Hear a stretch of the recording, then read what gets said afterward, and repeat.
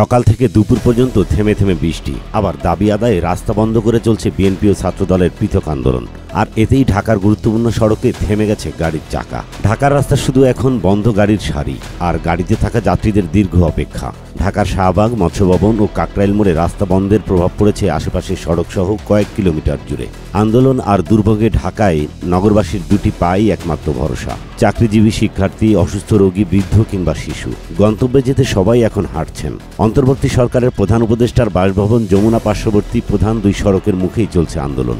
একদিকে ঢাকা বিশ্ববিদ্যালয়ের শিক্ষার্থী ও ছাত্রদল নেতা শাহরিয়ার আলম সাম্য হত্যার বিচার দাবিতে শাহবাগ থেকে হোটেল ইন্টারকন্টিনেন্টাল পর্যন্ত সড়ক অবরোধ করেছে ছাত্রদল। অপরদিকে কাকরাইলে দক্ষিণ সিটি কর্পোরেশনের মেয়র ইশরাক হোসেনের শপথের দাবিতে রাজধানীর মৎস্যভবন মোড় বুধবার থেকে টানা অবরোধ করে রেখেছে তার অনুসারীরা।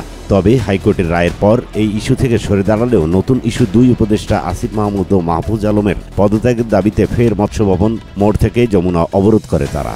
এসব গুরুত্বপূর্ণ পয়েন্ট বন্ধ থাকায় স্থবির হয়ে পড়েছে ঢাকা শহর। Science lab, Panthapath, Bangla motor, Karwan Bazar, Farmgate, Bijoy সরণির দিকে শত শত যানবাহন সড়কে আটকে আছে। শাহবাগ থেকে হোটেল ইন্টারকন্টিনেন্টাল পর্যন্ত রাস্তা বন্ধ থাকায় আশেপাশের অলিগলিতেও যানজটের চাপে স্থবির হয়ে পড়েছে। প্রেস ক্লাব থেকে শাহবাগমুখী এবং শাহবাগ থেকে পল্টন ও গুলিস্তানমুখী সম্পূর্ণ সড়কে বন্ধ আছে যান চলাচল।